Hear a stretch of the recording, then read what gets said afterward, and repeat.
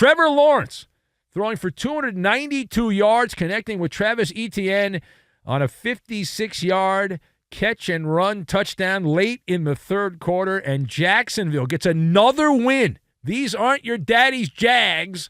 20-10 the final. Don't look now, but Jacksonville 6-2. How did that happen? And the Steelers, they dropped to 4-3. But the better story here is in the losing locker room, and that is where the comment that has bounced all over the football landscape took place. We've got some audio we're going to play here in a second. Pittsburgh wide receiver Deontay Johnson announcing to the assembled media in the locker room, the game was rigged. The game was rigged against the Steelers. If you don't believe me, let's go to the audio tape. They wanted them to win. They was calling. Everything was in their favor. Like, they were getting every little call. But it is what it is. But we can't. Like I said, I'm moving on from it. All right, so the microphone was actually over in Philadelphia, so we had a long mic trying to pick up the audio. But we're going to play it again, and everything was in favor of Jacksonville is the money quote. Again, this is Deontay Johnson in the locker room in Pittsburgh after the Steelers lost. Listen. They wanted them to win. They was calling. Everything was in their favor. Like, they were getting every little call. But it is what it is. But we can't. Like I said, I'm moving on from it. So let us discuss the question. As you heard, Deontay Johnson saying that all the calls favored Jacksonville and that the refs wanted them to win. What do you take away from this? So I've got 7-Eleven, Lightning, and Hoarder. And we will combine all of these things together, and we are going to make the Baba Ganoush. Enjoy the Baba Ganoush. Now, number one. Yeah. Deontay Johnson sounds like Dumbo on this one. He does. And I love a good conspiracy theory as much as anyone. The Steelers were really upset because the play that Kenny Pickett got hurt on, there was no penalty. But since when did the NFL ever look out for a team like Jacksonville? Seriously. Like, I get the argument. I don't disagree that there are certain teams that seem to always get calls. But Jacksonville? Why would that be the agenda? Doesn't make any sense. Last I checked, maybe I'm wrong on this. I don't know. I just do the overnight show, but I don't think Jacksonville is a glamour team. So here's how I saw the game. I tried to stay awake. It was not easy. Pittsburgh played lousy. Their offense is terrible. I thought their offense had turned the corner against the Rams. I guess that just means the Rams suck more than I thought. There are plenty of games that are influenced by the Zebras. This was not one of them. The penalties were even, 6 on each side. The issue, though, the Steeler offense, and Jacksonville wasn't much better, but the Steelers offense sucked from head to toe. They were waterlogged. It was a 7-11 type performance as they were playing in a Slurpee. They had the slushy going on there, and just 261 yards of offense. That ain't good. I mean, that is bad. You don't need me to tell you that. And 12 third down attempts, only 3 of 12. And both Kenny Pickett and Mitch Trubisky combined together to average 4.9 yards per pass. Keep in mind, the Jacksonville pass defense statistically was a bottom 3 pass defense in the NFL. And as my friend, the great sportscaster Dick Stockton educated me on the Fox Sports Radio airwaves years ago, stats tell you what has happened, not what's going to happen. So even though Jacksonville had been horrific at stopping the pass, on this day they were not. And as we told you in a previous episode of this show, we pointed out Deontay Johnson had said Jacksonville had the hope defense. They hoped to get a stop there.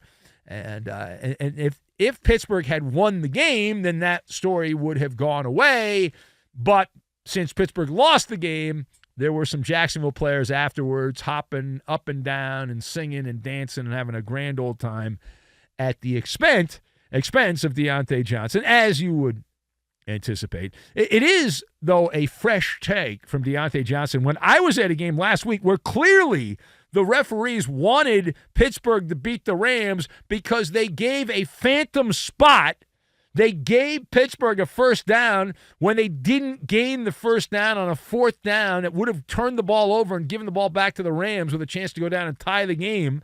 but the referees clearly influenced. They were in the tank for the Steelers. So is this like a make-good situation? I don't know. Anyway, turning the page. We head to the headline now from Green Bay, where Kirk Cousins, in his final game ever as a Minnesota Viking, passed for 274 yards and a pair of touchdowns. Minnesota picking up a workmanlike 24-10 win over the pathetic Packers. But the better story here in the winning locker room, which appears to be the losing locker room, was Kirk Cousins traded to the Jets after the game? No! Was he traded to the hospital after the game? Yes! Unfortunately. Why? Kirk Cousins suffered a non-contact injury to his right leg late in the game, and we are told he has suffered the breakfast cereal of champions. Snap, crackle, and pop. Pop goes the Achilles, and so the Vikings picked up a toilet paper roll victory, meaning hollow, just like the middle of the toilet paper roll, hollow. That's what they got. And this was what's known as a Pyrrhic win. A Pyrrhic win, if you don't know what that means, it means it is tantamount to defeat because the toll is so devastating in terms of injury for Minnesota. So how does this injury now impact Kirk Cousins? We'll start with that in free agency. I'm glad you asked. The problem is the spillage. This is going to spill over into 2024. Kirk Cousins is going to miss some time during next year, which will lower his price tag. Plus, Cousins, last I checked, is 35 years old, and now he's got to come back from a popped Achilles. Good luck. And I say that knowing that the modern medicine is getting better and better, and there are people that I have seen come back from that injury that I thought would never come back from that injury and have actually played at a high level. Kevin Durant's an example of that in the NBA. I thought Durant was toast when he got hurt with the Golden State Warriors, but he has come back, and he's been pretty similar to the same player that he had been. But it's a different animal now in the NFL, and that is a bumpy road. Now, the other question is, should the Vikings make a deal for a quarterback? And the answer is yes, to infinity and beyond. The Purple People Eaters should not throw in the sponge here. They're a playoff team, and I don't know if you know this or not, the NFC bracket is pretty wide open.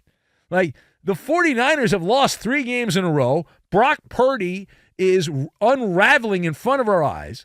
The Philadelphia Eagles are the top team in the NFC, but I don't look at them as an invincible team. I mean, I don't. So you look around and you look at that NFC, and they're not in position, the Vikings, to get the number 1 pick. So that's not going to happen. Music stops on Halloween afternoon. This is the day before Halloween. We're doing this in real time. That's the trade deadline.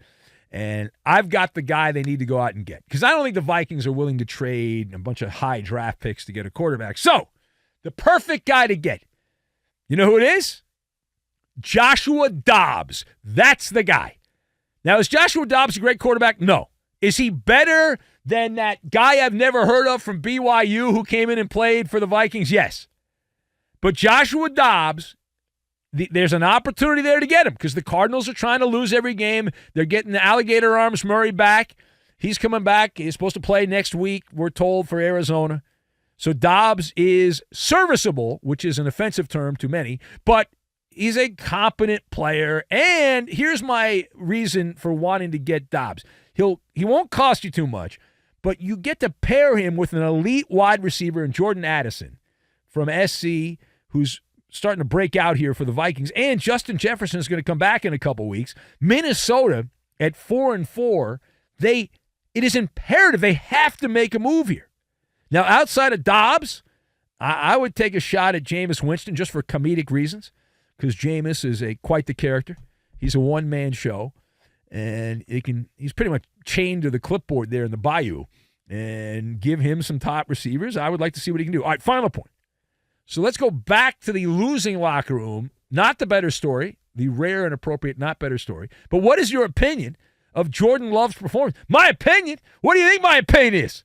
Jordan Love, he ain't it. Remember, after 2 games, we had all these pundits. Oh, another 3 in a row. 3 in a row. They went from Favre to Rodgers and now Love. Yeah. That was a premature take. That take had not fully developed. And this continues to be an open sore for the stockholders of the Green Bay Packers because Jordan Love at this point is like a hoarder. Not the handsome hoarder. The handsome hoarder lives in Windsor, Ontario, Canada. But the hoarder in the sense that he is now stacking up junk every week. It's another stink bomb performance. It's an eyesore. And Jordan Love's right now doing a barrel roll the wrong direction at Lambeau Field. The Packers have lost 4 straight games, and in this stretch, Jordan Love averaging 6 yards per attempt over the last 4 games, 4 touchdowns, 7 interceptions, and if you're looking for a sign, I know our friend Andrea will agree, Jordan Love's passer rating is 66.6. The sign of the devil! 66.6 is his passer rating over the last 4 games. So Love, here's the problem. And I pointed this out before, and I'm being straight with you. This is not your typical rookie quarterback. Well, if you're in Carolina, you can say, well, Young hadn't played in the NFL, or C.J. Stroud in Houston. This guy, while he hadn't played much, he has been groomed for multiple years. And so he's been learning by osmosis around the Packers and the coaching staff there and when Aaron Rodgers was there and being groomed, and he stinks. 10 drives for the Packer offense against the Vikings. Not a great defense in Minnesota. 4 punts, 3 turnovers on downs, 1 interception, and they did have 2 scoring drives. So that's a 20% success rate for the Packer offense against the Minnesota Vikings.